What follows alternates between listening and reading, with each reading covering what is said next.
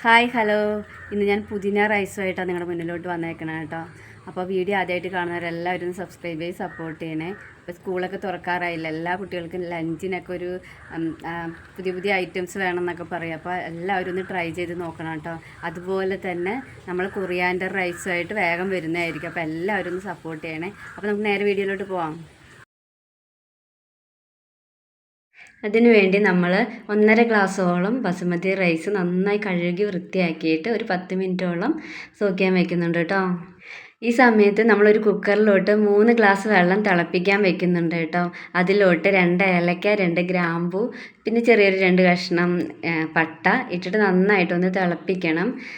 1.5 glass അരിക്ക് 3 glass വെള്ളം കേട്ടോ ഞാൻ വെച്ച് കൊടുക്കണത്. ഇപ്പോൾ നമ്മുടെ അരിയിലെ വെള്ളമൊക്കെ ഊറ്റിക്കളഞ്ഞ് അരി മാത്രം നമുക്ക് ഇട്ട് കൊടുക്കാം. വെള്ളം നന്നായി തിളയ്ക്കുമ്പോഴാണ് കേട്ടോ ഞാൻ ഇട്ട് കൊടുക്കുന്നത്. പലരും ഇത് ഒരുമിച്ചായിരിക്കും ചെയ്യുന്നത്, ഒരുമിച്ചിട്ടിട്ട് വേവിക്കായിരിക്കും ചെയ്യുക. ഞാനിങ്ങനെ ചെയ്യാറുണ്ട്, സെപ്പറേറ്റ് ആയിരിക്കും ഞാൻ ഇടുക. അപ്പോൾ നമ്മളിത് ഒന്ന് ഇളക്കി കൊടുത്ത് ആവശ്യത്തിന് ഉപ്പ് ഇട്ട് കൊടുത്ത് വീണ്ടും ഒന്ന് ഇളക്കിയ ശേഷം നമ്മളിത് 10 മിനിറ്റോളം ലോ ഫ്ലെയിമിലിട്ട് വേവിക്കും. നമ്മൾ വെയിറ്റ് എടുക്കും കേട്ടോ. ഇങ്ങനെ ഞാൻ ചെയ്യാറ്. ഇതെൻ്റെ ഒരു ഫ്രണ്ട് പറഞ്ഞൊരു ടിപ്പാണ് കേട്ടോ. 10 മിനിറ്റോളം ലോ ഫ്ലെയിമിലിട്ട് വേവിക്കുക ചെയ്യാം. 10 മിനിറ്റിന് ശേഷം അതൊന്ന് ഓഫ് ചെയ്തിട്ട് നമ്മൾ ഈ റിങ്ങില്ലേ, ഈ റിങ്ങിൻ്റെ മുകളിലോട്ട് ഒരു 15 മിനിറ്റ് ഒരു 12 മിനിറ്റോളം ഇങ്ങനെ തന്നെ വയ്ക്കുക അടച്ചിട്ട്. നമുക്കപ്പോൾ നമ്മുടെ ഗ്യാസ് ലാഭിക്കാം കേട്ടോ. ഒരു 12 മിനിറ്റോളം കഴിയുമ്പോൾ ഞാനിത് തുറന്ന് നോക്കുവാണേ. അപ്പം നമുക്ക് കിട്ടണത് ഈ രീതിയിലാട്ടോ. ഒട്ടും വെന്ത് പോയിട്ടൊന്നും ഉണ്ടാവില്ല. പിന്നെ അതുപോലെ ഗ്യാസും ലാഭിക്കാം കേട്ടോ ഇങ്ങനെ ചെയ്യുമ്പോൾ. എന്നിട്ട് ഞാൻ ചിലപ്പം ഈ സമയത്ത് ഇത് വേറൊരു വലിയൊരു പാത്രത്തിൽ ഇട്ടിട്ട് ഒരു ഫാനിൻ്റെ താഴെ എവിടെയെങ്കിലുമൊക്കെ കൊണ്ടുവയ്ക്കും. കാരണം ഇത് ചിലപ്പോൾ ഇങ്ങനെ ചൂട് കൂടി ഇങ്ങനെ ഇരുന്ന് വേവണ്ടല്ലോ എന്ന് പറഞ്ഞിട്ട് ഈ സമയത്ത് കറക്റ്റായിട്ട് കിട്ടണം. ഒരു 80% നമുക്ക് വേവിച്ചാൽ മതിയല്ലോ. അപ്പോൾ ഞാനത് കാണിക്കണില്ല കേട്ടോ, പിന്നീട് ഞാൻ കാണിക്കുന്നുണ്ട്. അപ്പോൾ ഞാനിതൊരു വലിയൊരു പാത്രത്തിലോട്ട് മാറ്റുവാണേ. നിങ്ങളിങ്ങനെ ആയിരിക്കില്ല കേട്ടോ ചെയ്യണത്, അതുകൊണ്ടാണ് ഞാൻ ചെയ്യുന്ന രീതി കാണിച്ചു തന്നേ ഉള്ളൂ കേട്ടോ. പിന്നെ നമ്മൾ മിക്സിയുടെ ജാറിലോട്ട് ഒരു പിടിയോളം പുതിനയില എടുത്തിട്ടുണ്ട്. അതുപോലെ തന്നെ അതിലോട്ട് കുറച്ച് നമ്മൾ കൊറിയാൻഡർ ലീവ്സ് ഇട്ട് കൊടുക്കുന്നുണ്ട്. അതുപോലെ തന്നെ ചായ മനസ്സ ചീരയാണ് ഒരു 3-4 ഇട്ട് കൊടുക്കുന്നത്. ഇതൊക്കെ ഓപ്ഷണലാണ് കേട്ടോ. വേണമെങ്കിൽ നിങ്ങൾക്ക് ഇട്ട് കൊടുക്കാം, ഞാനിത് ഇട്ട് കൊടുക്കുന്നേ ഉള്ളൂ കേട്ടോ. പിന്നെ അതിലോട്ട് ഒരു 3-4 പച്ചമുളക് ഇട്ട് കൊടുക്കുന്നുണ്ട്. പിന്നെ ഒരു ചെറിയൊരു കഷ്ണം ഇഞ്ചി, പിന്നെ ഒരു 5-6 വെളുത്തുള്ളിയുടെ അല്ലി, പിന്നെ കുറച്ച് ചെറുനാരങ്ങ നീര് പിഴിഞ്ഞിട്ടുണ്ട്.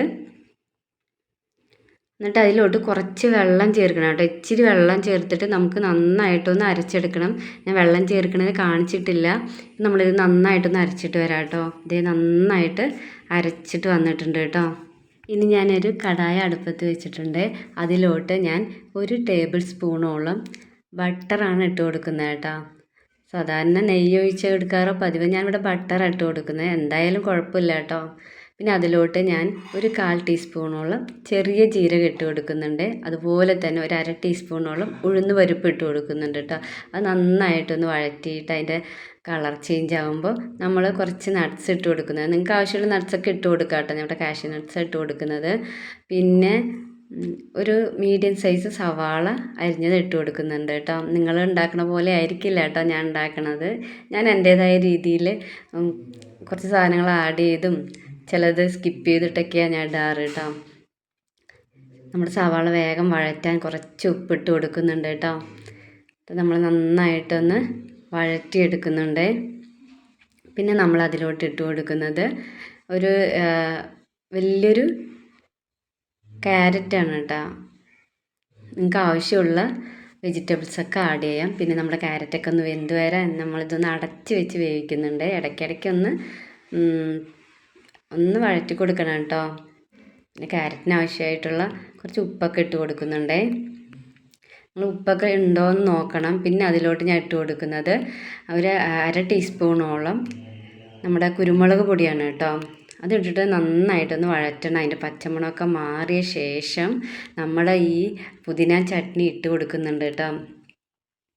അത് ഇട്ട് കൊടുത്ത് അതിൻ്റെ അരപ്പ് കഴുകിയ വെള്ളവും കൂടി കുറച്ച് ഞാൻ ഒഴിച്ചു കൊടുക്കുന്നുണ്ട് കേട്ടോ.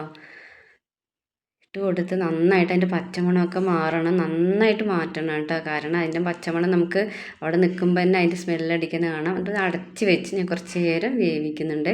ലോ ഫ്ലെയിമിൽ ഇട്ടിട്ടാട്ടോ വേവിക്കുന്നുണ്ട്. ഇപ്പം നമ്മുടെ എല്ലാത്തിൻ്റെയും പച്ചമണമൊക്കെ മാറി, പുതിന ചട്നിയുടെ പച്ചമണമൊക്കെ മാറിയിട്ടുണ്ട്. ഇപ്പം ഞാൻ പറഞ്ഞില്ലേ, നമ്മുടെ ചോറ് ഞാൻ വലിയൊരു പാത്രത്തിൽ ഇട്ട് വയ്ക്കുന്ന ഒരു പരന്ന പാത്രത്തിൽ ഇട്ട് കൊടുത്തേക്കാണ് കേട്ടോ.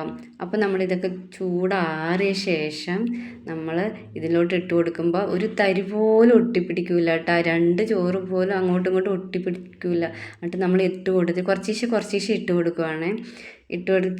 ഇട്ട് കൊടുത്തതാണ് കേട്ടോ. അപ്പോൾ എല്ലാം ഒന്നും കാണിക്കാൻ പറ്റിയില്ല.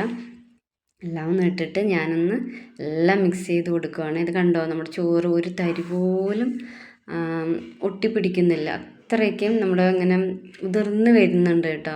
ഈ ഒരു പരുവത്തിൽ നമുക്ക് കിട്ടും ഞാൻ പറയുന്ന രീതിയിൽ ചെയ്യുകയാണെങ്കിൽ. ഇപ്പം ഞാൻ ഇട്ട് കൊടുക്കുന്നത് ഒരു 1/4 ടീസ്പൂണോളം ഗരം മസാലയാണ് കേട്ടോ. പിന്നെ അതിലേക്ക് നമ്മൾ നെയ്യ് ആഡ് ചെയ്ത് കൊടുക്കാം. പക്ഷെ ഞാൻ നെയ്യ് ആഡ് ചെയ്ത് കൊടുക്കാൻ മറന്നു പോയതാട്ടോ. നിങ്ങൾ ആഡ് ചെയ്ത് കൊടുക്കണേ അവസാനം. അപ്പോൾ ഇത്രയൊക്കെ ഉള്ളൂ കേട്ടോ. വളരെ ടേസ്റ്റിയാണ്. എല്ലാവരും ഒന്ന് ട്രൈ ചെയ്ത് നോക്കണം കേട്ടോ. നന്നായി മിക്സ് ചെയ്ത് കൊടുക്കണം. പിന്നെ നമ്മുടെ ഗരം മസാല ഇട്ട് കൊടുത്തതിൻ്റെ പച്ചമണമൊക്കെ മാറാനൊന്ന് നന്നായിട്ടൊന്ന് വഴറ്റി കൊടുക്കണേ. അപ്പോൾ ഇത് കണ്ടോ, നമ്മുടെ റൈസ് ഇവിടെ റെഡി ആയിട്ടുണ്ട് കേട്ടോ. നിങ്ങൾക്ക് കാണുമ്പോൾ തന്നെ അറിയാം, ഒട്ടും ഒട്ടിപ്പിടിച്ചിട്ടില്ല. കണ്ടോ, ഒട്ടും ഒട്ടിപ്പിടിച്ചിട്ടില്ലേ. അപ്പോൾ കുട്ടികൾക്കൊക്കെ ലഞ്ചിന് ഇത് ഭയങ്കര ഇഷ്ടമാവും കേട്ടോ. അതിൻ്റെ കൂടെ വേറെ ഒന്നും വേണ്ട കേട്ടോ. അപ്പോൾ ഞാനിവിടെ ചിക്കൻ കറി വെച്ചത് കൊണ്ട് ഇത് ചിക്കൻ കറിയുടെ കൂടെ കാണിച്ചെന്നേ ഉള്ളൂ കേട്ടോ. അപ്പോൾ എല്ലാവരും ട്രൈ ചെയ്യണേ. അപ്പോൾ ഫ്രണ്ട്സ്, പുതിന റൈസ് എല്ലാവർക്കും ഇഷ്ടപ്പെട്ടെന്ന് വിചാരിക്കുന്നു കേട്ടോ. അപ്പോൾ വീഡിയോ ഇഷ്ടപ്പെട്ടാൽ ലൈക്ക് ചെയ്യാനും ഷെയർ ചെയ്യാനും സബ്സ്ക്രൈബ് ചെയ്യാനൊന്നും മറക്കരുത്. അപ്പോൾ വേറൊരു വീഡിയോ ആയിട്ട് വേഗം വരുന്നതായിരിക്കും. അപ്പോൾ എല്ലാവർക്കും അതുവരേക്കും ബൈ.